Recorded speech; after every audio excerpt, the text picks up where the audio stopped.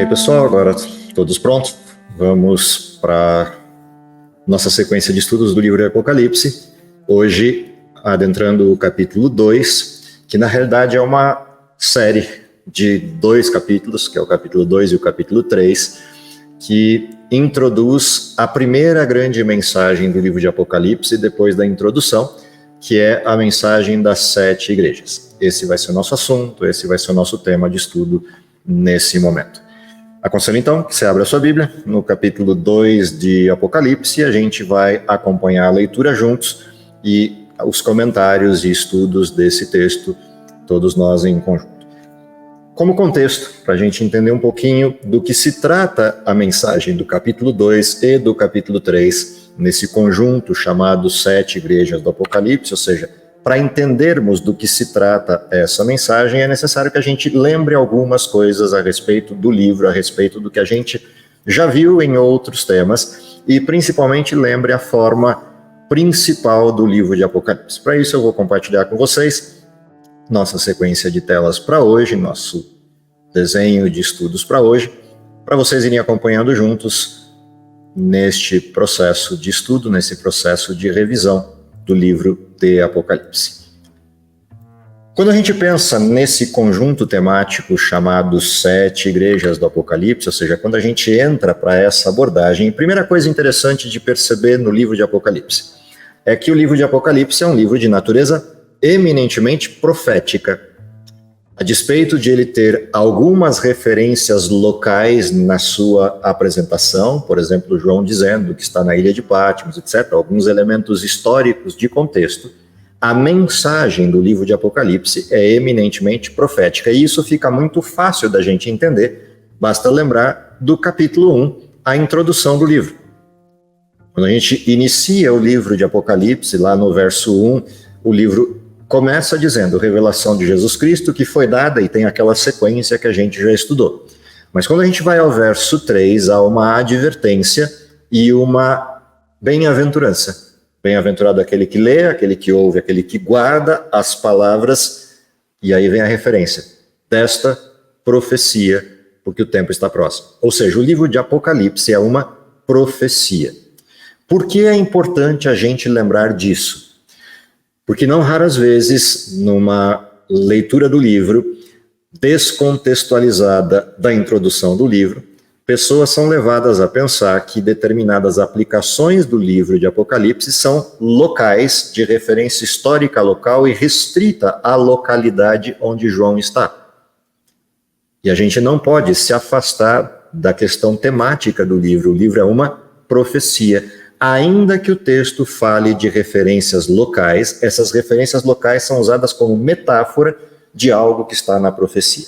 Então, posto isso, quando a gente falar de 7 igrejas no Apocalipse, embora os nomes dessas igrejas e as localidades dessas igrejas estejam referenciadas fisicamente no tempo de João, a mensagem dessas 7 igrejas são profecias, não destas igrejas locais, mas profecias de uma história maior, a história do plano da redenção na pessoa de Cristo, que é o motivo do livro. Ou seja, o livro descreve a atuação de Jesus em todo o desenho do plano da redenção. E, portanto, essas expressões metafóricas que o livro tem, ou simbólicas que o livro tem, ilustram fases desse plano, períodos desse plano, aspectos desse plano chamado plano da redenção. Posto isso como introdução, outra coisa importante na referência do capítulo 2 e 3 é lembrar que não é uma referência isolada, ou seja, a gente vai ver 7 igrejas, na sequência vamos ver 7 selos, na sequência veremos 7 trombetas, mensagens que se sobrepõem e repetem o mesmo desenho histórico com abordagens diferentes. E aqui uma característica importante da leitura profética dos textos apocalípticos é o fato de que a ciclicidade, ou seja, a repetição dos mesmos elementos da história, mas com um posicionamento de olhar diferenciado, nos permite ver detalhes, nuances da história por visões ou posicionamentos diferentes. E isso enriquece aquilo que é a descrição profética, com objetivos, obviamente, distintos. Quando olharmos para as 7 igrejas e para os 7 selos, embora o período histórico seja o mesmo, os objetivos do retrato metafórico apresentado não é o mesmo. Então, essa é a primeira coisa importante, depois da gente entender que o livro de Apocalipse é um livro profético, é entender que ele é um livro que tem essa ciclicidade, essa repetição de fenômenos da história, metáforas diferentes, mas aplicadas aos mesmos eventos, à mesma estrutura. Isso não é diferente do que a gente já viu no livro de Daniel. O livro de Daniel também apresenta essa estrutura sequencial repetitiva numa espiral de aprofundamento, além de apresentar textos em diálogo, num sentido de paralelismo, em algumas das suas abordagens. Posto isso como introdução, qual é o contexto dos capítulos 2 e 3 de Apocalipse? A primeira parte, obviamente, é o que a gente já viu. João está na ilha de Pátimos e o texto introdutório, que é o capítulo 1, pontuava isso. Eu, João, na ilha de Pátimos, e aí ele descreve, tive a visão e tem a descrição do livro. Esta visão de João é compartilhada às 7 igrejas da Ásia. É o que a gente vê na referência da introdução do livro. Portanto, não são as cartas às igrejas que são compartilhadas com as igrejas da Ásia. E aqui vem um outro elemento interessante do livro de Apocalipse. Ou seja, quando a gente olhar o capítulo 2 e o capítulo 3 e aparecer lá, carta à igreja de Éfeso, carta à igreja de Esmirna, carta à igreja de Pérgamo, de Tiatira, de Sardes, etc. Embora a alusão ali seja carta a, o que é enviado para as igrejas da Ásia não é a carta, é o livro. Ou seja, quando a gente olha o capítulo 1, que é a parte histórica, descritiva e introdutória do livro, João diz, esse livro eu encaminhei para as 7 igrejas, por ordem de Deus. Quando a gente vai para o capítulo 2, carta à igreja de, a gente já está no desenho profético, que é a referência que estava no último verso do capítulo 1, quando aparecia Jesus com 7 estrelas na mão, entre os 7 candeeiros. E aí a referência que aparecia ali é os 7 candeeiros, as igrejas, as 7 estrelas, os anjos. As referências que a gente vê dentro do contexto do capítulo 1 já dão a percepção de que o capítulo 2 e o capítulo 3 não são literais, são proféticos. Eles já fazem parte do livro de profecia que é encaminhado para essas igrejas. E depois, obviamente, para toda a cristandade. Outra coisa importante é as igrejas que estão selecionadas ali não representam a totalidade das igrejas. Foram selecionadas 7 igrejas para uma ilustração. E, portanto, elas servem de metáfora a uma mensagem que se quer passar, não para aquela igreja local, mas para toda a cristandade em todos os tempos da história. Terceira coisa importante de contexto é a gente lembrar que as mensagens não contêm elementos específicos para a igreja local, embora possam até ser aplicados os conselhos genéricos das cartas à igreja local. A mensagem que está ali não é para uma igreja em específico, mas é para todas as igrejas da cristandade, usando como metáfora e exemplo características da igreja local. Outra coisa de contexto é lembrar que o tema do livro é inteiramente profético, já disse isso e repito, para que a gente não se perca na leitura. Estamos lendo um texto que é eminentemente profético. E, portanto, ainda que um ou outro texto dentro dele referencie alguma coisa específica contextual de onde está João, o texto, no sentido de mensagem, é profético. Conclusão, então, a mensagem das cartas é um conteúdo profético universal e não local. Posto isso, vamos para a localização, onde se dá o desenho de metáfora das cartas escolhidas. Lá na introdução, a gente chegou a olhar para isso, vou só relembrar. As cartas são escritas às 7 igrejas, ou são endereçadas às 7 igrejas da Ásia Menor, igrejas essas referenciadas dentro de uma estrutura interessante de observação. Essa estrutura é um círculo perfeito. João está aqui em Pátimos e forma-se um círculo perfeito ao redor de uma estrada bastante famosa do período romano-grego ou greco-romano, e essa estrada circular tinha ao redor dela cidades importantes, e essas cidades foram listadas como metáfora de uma outra realidade. Em outras palavras, se a gente olhar no mapa principal, essa é a região abordada por essas cidades ou estas igrejas cristãs nestas cidades. qual é a estrutura presente nestas cartas e que importa que a gente observe enquanto modelo? Bom, primeira coisa interessante na observação disso é que essa estrutura comum das cartas apresenta sempre uma sequência que é a descrição de quem está falando, a descrição do conhecimento das práticas daquele momento peculiar daquela igreja e uma promessa a quem vence. Isso é comum nas cartas. Há uma estrutura que é específica em algumas das cartas, como, por exemplo, a repreensão, que é dada a alguma dessas cartas, mas não aparece em duas das igrejas. E os conselhos, que aparecem de forma peculiar na igreja de Laodiceia, a última das 7 igrejas. Esses são destaques peculiares das cartas. Não estão presentes em todas elas, mas em algumas em específico. Outra questão importante de observação é o objetivo dessas cartas. E aqui eu vou trazer algo bastante particular, porque de vez em quando me perguntam, ok, mas a interpretação profética do livro de Apocalipse é uma peculiaridade de alguma igreja ou de algum movimento, embora seja algo que usualmente é bastante abordado dentro da igreja adventista, isso não é uma exclusividade do modelo adventista. E aqui eu trago um texto de Russell Champlin, que é um comentarista que eu gosto bastante no sentido da revisão verso a verso que ele faz da Bíblia, ainda que eu não concorde com todos os modelos doutrinários interpretativos que ele traz, mas a parte de revisão histórica, algumas percepções dele são importantes. E neste caso em específico, que é o livro de Apocalipse, o capítulo 2 e o capítulo 3, olha que interessante a citação dele. Ele traz no seu texto que essas cartas são proféticas, porque ele percebe que a introdução do livro de Apocalipse no capítulo 1 deixa isso muito claro.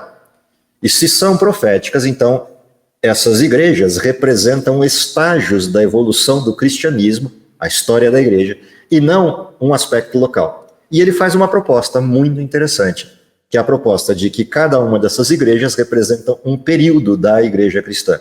Éfeso, o 1º século, Esmirna, o 2º e 3º séculos, Pérgamo, o século 4º ao 6º, Tiatira, o 6º ao século XVI, o Sardes representando o século XVI ao século XVIII, Filadélfia, final do século XVIII, XIX e início do XX, e Laodiceia, o fim dos tempos.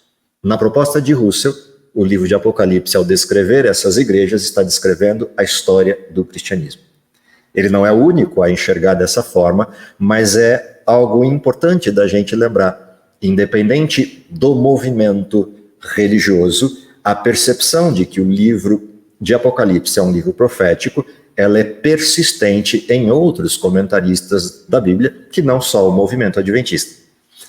Ainda assim, na sequência do nosso estudo, vamos adentrar as igrejas e começar a compreender o significado, a partir dessa referência de que esses sejam períodos da história, o que cada uma dessas igrejas traz de lições para a gente aprender. E agora eu vou pedir a ajuda de vocês, a alguém que possa compartilhar, iniciando o capítulo 2 de Apocalipse, a partir do 1º verso, a descrição da igreja de Éfeso, o primeiro bloquinho do capítulo 2. Se alguém puder compartilhar a leitura, a gente vai lendo e fazendo as interrupções e comentários necessários quando for o caso. Escreva esta carta ao anjo da igreja em Éfeso. Esta é a mensagem daquele que segura na mão direita as 7 estrelas, daquele que anda entre os 7 candelabros de ouro. Sei de tudo o que você faz, vi seu trabalho árduo e sua perseverança, e sei que não tolera os perversos. Examinou as pretensões dos que se dizem apóstolos, mas não são, e descobriu que são mentirosos. Sofreu por meu nome com paciência sem desistir. Contudo, tenho contra você uma queixa. Você abandonou o amor que tinha no princípio. Veja até onde você caiu. Arrependa-se e volte a praticar as obras que no início praticava. Do contrário, virei até você e tirarei seu candelabro do seu lugar entre as igrejas. Mas há isso a seu favor. Você odeia as obras dos nicolaítas, como eu também odeio. Quem tem ouvidos para ouvir, ouça o que o Espírito diz às igrejas. Ao vitorioso darei o fruto da árvore da vida que está no paraíso de Deus. Ok. Por essa leitura, a gente já começa a perceber aqueles pontos comuns presentes nas cartas. Ou seja, há uma introdução descrevendo quem fala, e essa descrição de quem fala apresenta características que a gente viu lá no capítulo 1.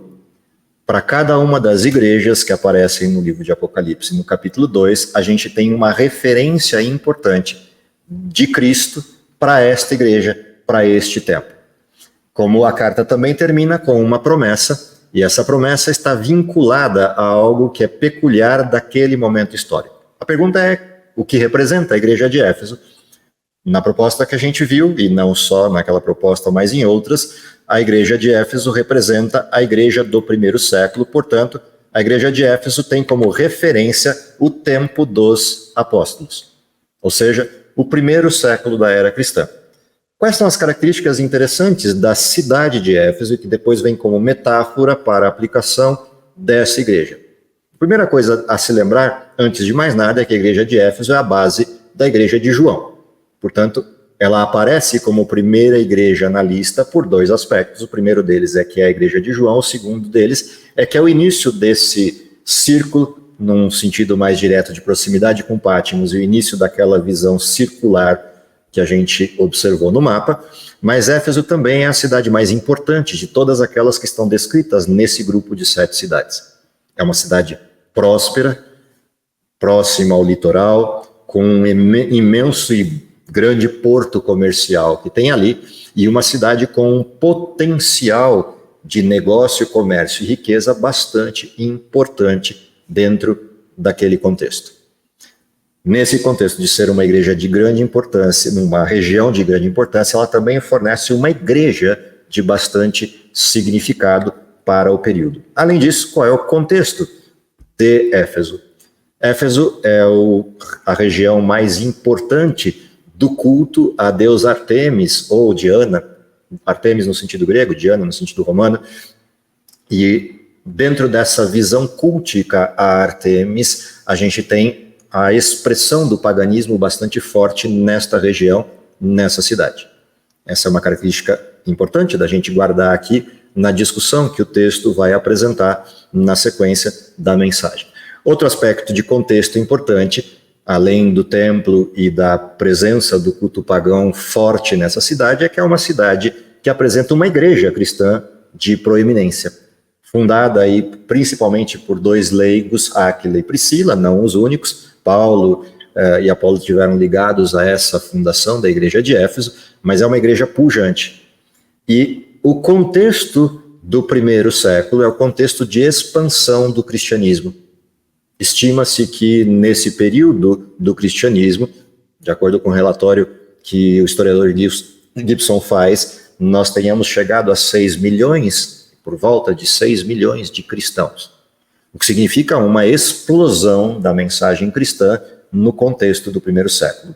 E não é de se estranhar isso, uma vez que eles viveram um período áureo do derramamento da chuva temporã ou do Espírito Santo, dando poder à igreja para o início do ministério cristão. Pensando então no contraste, se de um lado eu tenho o forte peso do paganismo na oferta do templo à deusa Diana, do outro lado tem uma expansão muito forte do cristianismo acontecendo. E aí vem a expressão importante da carta. A carta traz algumas referências. A primeira dessas referências é o que a igreja tem de bom. Ela viveu esse momento de crescimento e o primeiro amor, mas ela começa a sofrer de um problema, que é o distanciamento disso.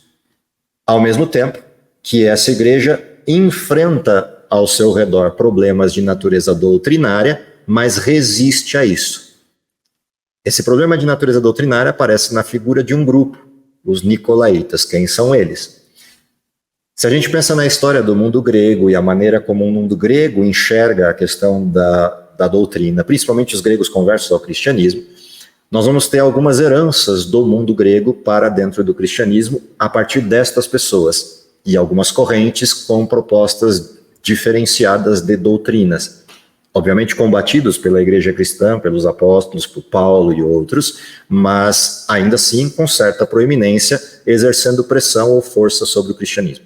Os nicolaítas tinham algumas peculiaridades, entre elas o fato de que eles acreditavam que determinados pecados pautados no desenho bíblico, por serem pecados cometidos no corpo e por terem uma herança do mundo grego de uma visão dual, uma visão dualista, corpo e alma, uma estrutura dualista na formação do ser humano, entendiam que certos pecados que eram pecados cometidos no corpo não afetavam o que eles chamavam à época de espírito ou alma ou essa noção metafísica presente dentro do ser humano, como uma entidade isolada do corpo. Visão platônica ou dual do mundo grego. Criam que Jesus liberava da questão de um desenho bastante travado de obediência aos mandamentos, dando liberdade para a desobediência de alguns destes mandamentos pautados na Bíblia. E adotavam ideias, obviamente, vindas do modelo epicurista, com certa influência até do modelo hedonista, no sentido mais amplo, e, consequentemente, alterando o desenho da fé cristã. Para esta igreja, que está mantendo o desenho da pureza de doutrina, a igreja de Éfeso, que está mantendo a abordagem correta do evangelho, mas com o risco de perder o primeiro amor, tem lá uma questão importante aparecendo enquanto desenho, e essa questão importante de advertência de retorno ao primeiro amor vem recheada de uma promessa. E a promessa para essa igreja é uma e direta promessa, que é participar da árvore da vida. Porque é interessante observar esse período. Esse período tem nessa promessa da árvore da vida a lembrança da principal promessa de Cristo. Em breve vou voltar, ou da forma como me viram ir, é a forma como eu voltarei para resgatá-los. E eles vivem de forma muito presente, vívida, de uma forma bastante nítida, a possibilidade do cumprimento da promessa da vinda de Cristo nos seus dias. E isso estimula a pregação enfática e rápida do Evangelho naquele tempo. A próxima igreja que vai aparecer na sequência histórica é a igreja de Esmirna. Vamos ao texto, se alguém puder compartilhar a leitura, vamos à leitura desse segundo bloco, que é o bloco da igreja de Esmirna. Ao anjo da igreja de Esmirna escreve: o último, que esteve morto e tornou a viver. Conheço a tribulação pela qual você está passando, a sua pobreza, embora você seja, e a blasfêmia do que se declaram judeus e não são, sendo isso, sim, sinagoga de Satanás.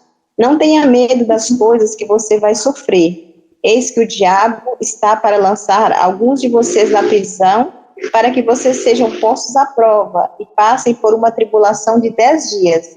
Seja fiel até a morte, e eu lhe darei a coroa da vida. Quem tem ouvidos, ouça o que o Espírito diz às igrejas. O vencedor, de modo nenhum, sofrerá o dano da segunda morte. Ok. O que há de interessante na igreja de Esmirna e que vale a pena a gente observar com atenção? Primeiro, vamos ao contexto. Por que Esmirna e o que tem de peculiar nesse local para ser escolhido como metáfora desse período, desse momento em específico, que é o momento do segundo e terceiro séculos. Bom, a primeira coisa interessante é que Esmirna também é uma cidade pujante, embora não tão forte no sentido como a região de Éfeso, no sentido comercial ou outras situações, mas é uma cidade com uma proeminência por um outro aspecto. É considerada uma das cidades mais belas, se não a mais bela desta região. E é interessante porque a cidade de Esmirna existe até os dias de hoje. Ela está presente dentro do contexto da história atual como uma cidade da região da Turquia. E é fácil entender porque ela era uma cidade considerada uma cidade muito bonita. Basta olhar o que é uma perspectiva dessa região, a cidade de Izmir de hoje, que é a Esmirna do tempo bíblico, lá na região da Turquia.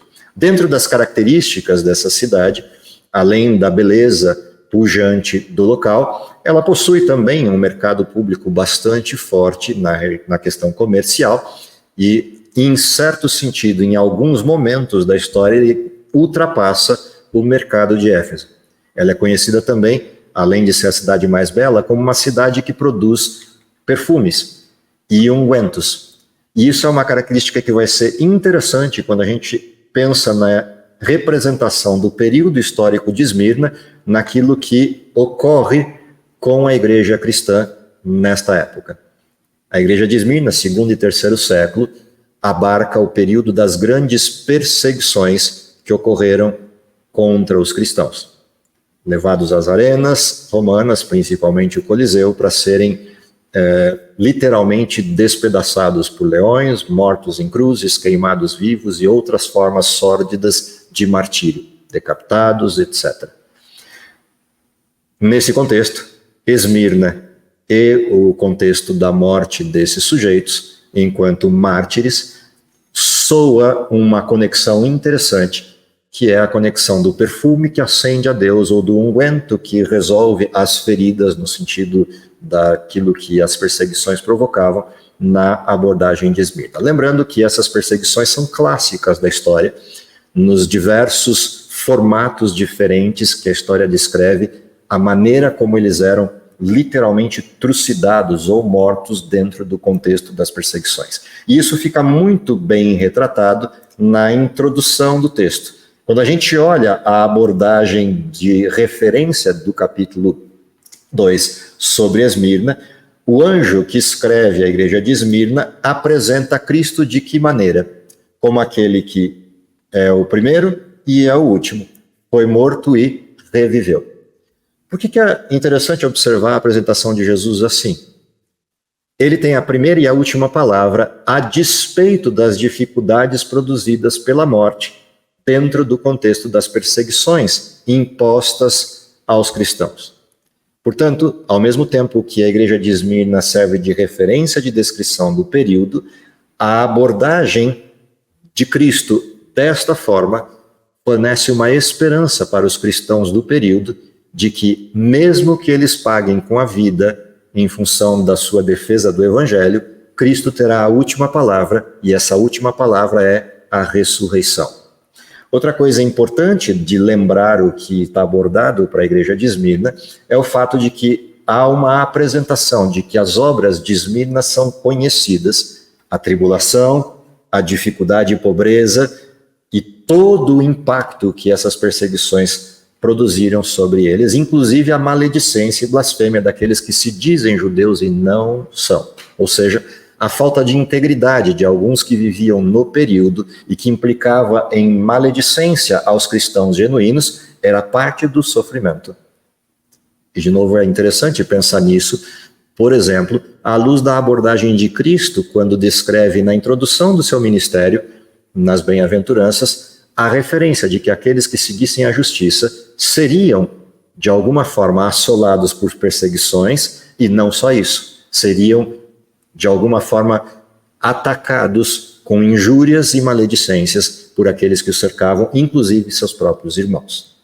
Na carona disso, a igreja de Esmirna também é apresentada com uma outra referência de que eles não devem temer as coisas que virão a acontecer sobre eles ou que eles vão padecer. E por que essa referência é importante para quem está vivendo perseguições? Para a gente entender que as perseguições, apesar de ocorrerem, elas não são motivos para desistir. Porque o processo da vida num mundo mau, na defesa daquilo que é a verdade, implicará em um ou outro momento de sofrimento, inclusive o sofrimento final. Qual é a visão de repreensão para a igreja de Esmirna? E aqui vem uma curiosidade: a igreja de Esmirna não tem repreensões. E a razão é óbvia. No período de Esmirna, ou você era cristão de verdade e pagava com a vida por isso, com o risco de morrer por isso, ou você abandonava completamente o cristianismo. Não existia um desenho intermediário de o que a gente chamaria, numa linguagem bem popular, um cristão mais ou menos. Ou era genuíno, ou abandonava por medo dos elementos de perseguição ou das formas diferentes de perseguição e ataque à vida. A promessa é a parte importante para essa igreja. O texto termina com uma referência bastante importante: ser fiel até a morte, dar-te-ei a coroa da vida. No meio desse texto da profecia de Esmirna aparece uma profecia temporal. E essa profecia temporal apresenta: vocês terão uma tribulação que durará 10 dias. Lá no verso 10, quando a gente encontra essa profecia e vai para a história geral, a gente vai perceber que no fim do bloco da igreja de Esmirna, vai acontecer uma perseguição de grande intensidade, movida por um decreto imperial, que dura 10 anos.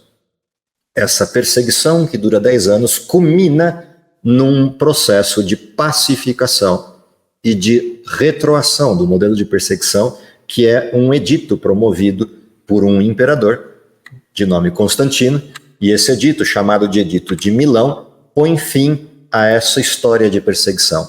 E lá no ano 313, encerra-se o período de Esmirna, com a transferência da perseguição para um período agora de paz.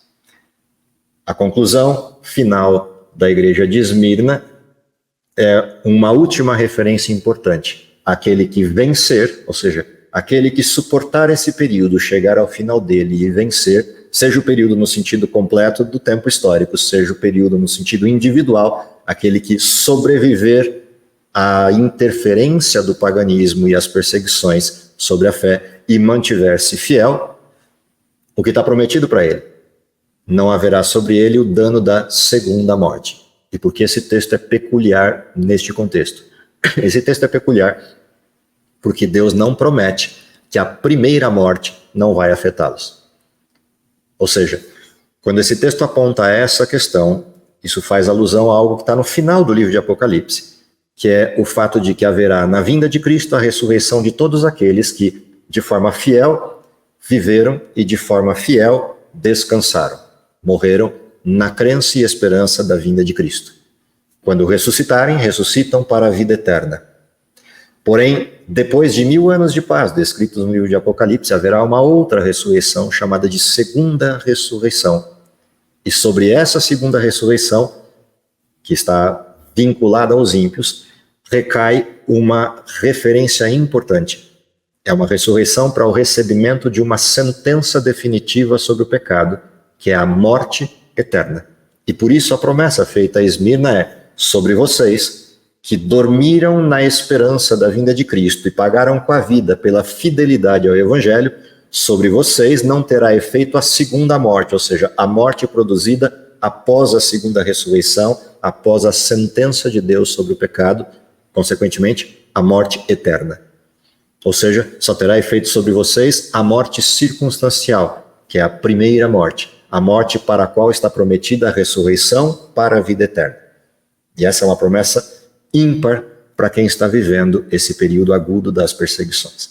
Na sequência desse texto, a gente vai para a próxima igreja. A próxima igreja é a igreja de Pérgamo.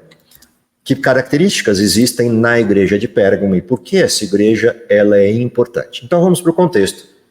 O que acontece no período de Pérgamo, o que é esse período e que características de Pérgamo estão presentes nessa representação? Primeira coisa importante da igreja de Pérgamo é o fato de que essa é uma época de compromissos. E bem longe da ideia de que isso seja algo positivo, os compromissos aqui implicam uma outra questão. A igreja de Pérgamo, a cidade de Pérgamo, ela está situada numa região bastante interessante neste contexto da Ásia Menor, num espigão de uma elevada montanha, e no 3º século do período de Cristo, do período antes de Cristo, ela era considerada a capital do reino de Pérgamo e o centro cultural da região. Tanto que nesta região de Pérgamo a gente tem uma imensa biblioteca que guardava essa cultura presente no contexto grego. Além disso, é em Pérgamo que se estabelece templo e culto a Roma e ao imperador, e assim como Éfeso era uma representação direta do paganismo à deusa Diana, ou à deusa Artemis, a cidade de Pérgamo é uma representação importante da adoração ao imperador e da adoração a Roma. Por que é peculiar essa característica em Pérgamo e por que é importante essa questão de usar Pérgamo como uma referência de cultura e conhecimento secular? Lembra? Falamos que é a era do compromisso, ou dos compromissos. Qual foi o preço do edito de paz produzido por Constantino? Isso não veio de graça. A paz promovida por Constantino vai resultar numa contrapartida do cristianismo, que é ceder a um sincretismo religioso com características do paganismo greco-romano. Ou seja, o preço para a paz foi baixar a norma, baixar a guarda nas doutrinas bíblicas e se afastar, até certa medida, da essência do texto bíblico e, consequentemente, absorver para o cristianismo características, doutrinas e hábitos do mundo greco-romano. Esse foi o preço deste sincretismo. E, por isso, a ideia da escolha de Pérgamo e desse contexto cultural impactando o cristianismo surge como uma metáfora muito significativa desse período. Lembrando que essa biblioteca era formada por estruturas de rolos e estruturas de pergaminho, por isso o nome Pérgamo. Pérgamo tem tudo a ver com essa questão, que é a invenção do pergaminho e a utilização dele, uma vez que o rei do Egito havia proibido a exportação de papiro, e eles tiveram agora que migrar todo o desenho de escrita para um novo formato, e o pergaminho foi este novo formato. Bom, se falamos que essa é a era dos compromissos, vamos então ao texto para ver como é que o texto bíblico descreve este contexto de transição da igreja cristã para o período do quarto século, quinto século, início do sexto século. Então, abre lá Apocalipse, no texto a igreja de Pérgamo, a partir do verso 12, você vai encontrar algumas referências importantes. Primeira delas, ao anjo da igreja de Pérgamo, que está em Pérgamo, escreve isto. Isto diz aquele que tem a espada aguda de 2 gumes ou de 2 fios. Conheço as tuas obras e mais. Além de conhecer tuas obras, sei onde habitas. E mais que isso, que é onde está o trono de Satanás, e retens o meu nome, e não negaste a minha fé, ainda que nos dias de Antipas, minha fiel testemunha, o qual foi morto entre vós, onde Satanás habita. Primeira referência interessante de Pérgamo é o fato de que Jesus é apresentado aqui como aquele que tem a espada de 2 gumes. Por que a escolha desta simbologia em Pérgamo? Bom, se Pérgamo vive o sincretismo religioso, vive o período de transição e de sedição da verdade, nada mais importante para o período de Pérgamo do que aparecer Cristo como aquele que tem a palavra verdadeira. Lembra o símbolo de espada de 2 gumes? É uma referência bíblica à palavra de Deus. No nosso caso, Velho e Novo Testamentos, os 2 lados dessa espada que cortam até juntas medulas e ossos a palavra de Deus. Ou seja, a palavra de Deus é a garantia para o período de Pérgamo da verdade estabelecida, contra as falsidades que agora começam a, de forma sincrética, adentrar o cristianismo. Além disso, o texto continua dizendo que ali está o trono de Satanás, ou seja, quem está liderando esse processo de falsidade e influenciando os líderes da época a essa falsidade é Satanás em pessoa, no sentido de ele é o que tem interesse direto na deturpação da verdade. Mais do que isso, o texto continua dizendo, mas algumas poucas coisas tenho contra ti, porque tens lá os que seguem a doutrina de Balaão, o qual ensina a Balaque a lançar tropeços diante dos filhos de Israel para que comessem sacrifícios da idolatria e fornicassem. Assim também, como tem aqueles que seguem a doutrina dos nicolaítas, o que eu também odeio. E aí a advertência, arrepende-te, pois quando em breve virei a ti, e contra eles batalharei com a espada da minha boca. Fechando o texto, quem tem ouvidos ouça o que o Espírito diz às igrejas, ao que vencer, darei de comer do maná escondido, e dar-lhe-ei uma pedra branca, na pedra um nome escrito, o qual ninguém conhece senão aquele que o recebe. O que é interessante nesse relato, entendendo o contexto em que essa igreja ocorre, ou esse período histórico ocorre. Primeira coisa interessante é lembrar que esse período Satanás corrompe o cristianismo com compromissos da igreja com o Estado. Começando por Constantino e os pactos da igreja cristã com Constantino, depois, em sequência, os demais imperadores e demais estruturas de crescimento do cristianismo agora corrompido, criam uma cisão. Cristianismo que segue o desenho verdadeiro bíblico e um cristianismo que começa a se distanciar da Bíblia e a absorver aspectos culturais. E, com o passar dos anos, esses 2 grupos de cristãos vão entrar em conflito, primeiro doutrinário e depois conflito real, no sentido de perseguições. E vai acontecer algo muito interessante na história, que é o abandono da perseguição do Império Romano, até porque o Império Romano cai no 5º século, e as perseguições agora passam a ser movidas da parte do cristianismo contra cristãos e contra outros que negam o cristianismo. Então, cristãos passam a perseguir cristãos e isso muda o contexto da história. É a época do paganismo introduzido, então, fortemente na igreja cristã, e os nicolaítas, que a gente já viu quem são, surgem agora enquanto modelo doutrinal com força e são motivo de aderência do cristianismo, ou seja, aquilo que era combatido no primeiro século, agora é aceito no período da igreja de Pérgamo. Além disso, uma sequência de características importantes. Em Pérgamo a gente tem banquetes sociais realizados em templos pagãos de Corinto, e é interessante essa peculiaridade porque o cristianismo faz a mesma coisa. Vai agora banquetear-se nos ambientes da cultura e nos ambientes da estrutura, do Estado e do paganismo do período. Fechando esse modelo, a gente vai para o último bloco dessa primeira abordagem, que é o período de Tiatira, que é a sequência desse mesmo desenho de sincretismo e o auge disso. A igreja de Tiatira vai ter como contexto, como período histórico e contexto, o que acontece do 6º século até o 15º século, para a introdução do 16º. Tiatira é uma cidade importante, localizada naquela rodovia circular que a gente viu no mapa. Lá haviam plantas que produziam uma tinta avermelhada que usava-se para tingir roupas no comércio, no mercado, roupas de cor púrpura. E Tiatira tem um ponto comercial importante, embora não com a pujança de Éfeso ou de Esmirna.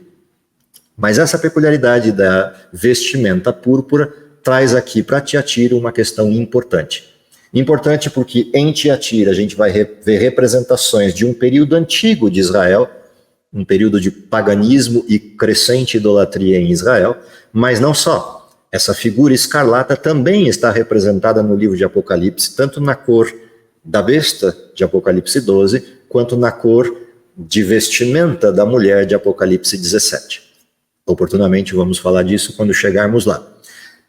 Dentro dessas características, que período é abrangido pela época de apostasia? Lembre-se, saímos da época dos compromissos com o Estado e a cultura greco-romana, e o resultado desses compromissos foi a apostasia da igreja cristã. Esse período de apostasia vai ter como elemento contextual de tempo o período medieval, o período das chamadas trevas. E trevas em dois sentidos. Na visão secular da história, esse período chamado medieval, ou período das trevas, é alcunhado assim por conta da negação das ciências por parte da visão absolutista do mundo cristão. Mas, por outro lado, ele também é um período de trevas para o cristianismo, porque a doutrina cristã é assolada pelas deturpações e, consequentemente, a apostasia. Foi o período de mais intensa corrupção religiosa e as igrejas se paganizaram e as tradições foram colocadas acima da palavra de Deus. Como esse período é descrito na Bíblia, qual é a referência que a Bíblia traz para o que acontece aqui? Então, algumas coisas interessantes para se observar a partir da visão de Tiatira, a partir da referência bíblica para Tiatira. O anjo da igreja de Tiatira escreve: isto diz o Filho de Deus, que tem seus olhos como chama de fogo e os pés semelhantes a latão reluzente. Ou seja, Jesus é apresentado no contexto da igreja de Tiatira como aquele que é o juiz.